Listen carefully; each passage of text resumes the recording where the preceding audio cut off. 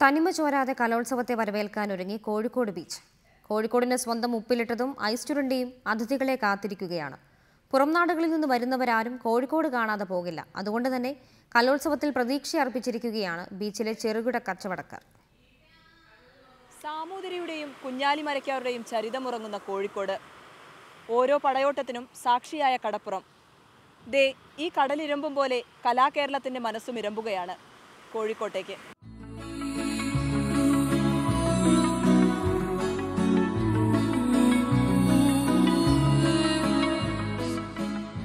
ചരിത്രമുറങ്ങുന്ന കോഴിക്കോടൻ കടപ്പുറത്തിന് ഇങ്ങനെയും ചില കാഴ്ചകളെക്കുറിച്ച് വാതാരാതെ പറയാനുണ്ട്.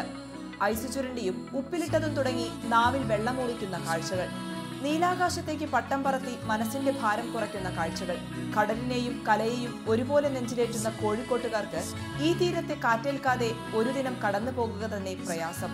ഒടുവിൽ നിലച്ചിരിക്കാതെ കലാമേള നാട്ടിലെത്തിയതോടെ ആവേശം ആകാശത്തോളം എത്തുന്നു. ഞങ്ങൾ സ്വാഗതം ചെയ്യണു ആ വരവിനെ. കുട്ടികളെ കലാപരിപാടികളല്ലേ, ഞങ്ങൾ ആസ്വദിക്കാൻ തയ്യാറാണ്.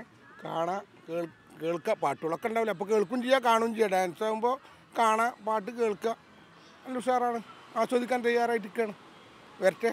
അപ്പോൾ ഇപ്രാവശ്യം പോകണമെന്ന് ആഗ്രഹിക്കുന്നു. തുടർച്ചയായി കപ്പ് നേടുന്ന കോഴിക്കോടാണ്. അതുകൊണ്ട് ഇപ്രാവശ്യവും കോഴിക്കോട് നേടുമെന്ന് വിചാരിക്കുന്നു. ഇവിടെ കാണുന്നതൊന്നും ആഡംബര ജീവിതങ്ങളല്ല.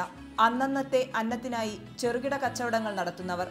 കലോത്സവം എത്തുന്നതോടെ കച്ചവടം കുറച്ചെങ്കിലും മെച്ചപ്പെടുമെന്ന പ്രതീക്ഷയിലാണ് ഇവർ. ഒരുപാട് സ്ഥലത്ത് ആൾക്കാർ വരുന്നതല്ലേ, അപ്പോൾ എല്ലാവരും വന്ന് കോഴിക്കോട് എന്ന് പറഞ്ഞാൽ ബീച്ചിൽ എല്ലാവരും വരും, എൻജോയ് ചെയ്യാൻ വേണ്ടി വരും. അപ്പോൾ പട്ടം എന്ന് പറഞ്ഞാൽ നല്ല ഒരു പ്രതീക്ഷയുള്ളൊരു പരിപാടിയാണ്.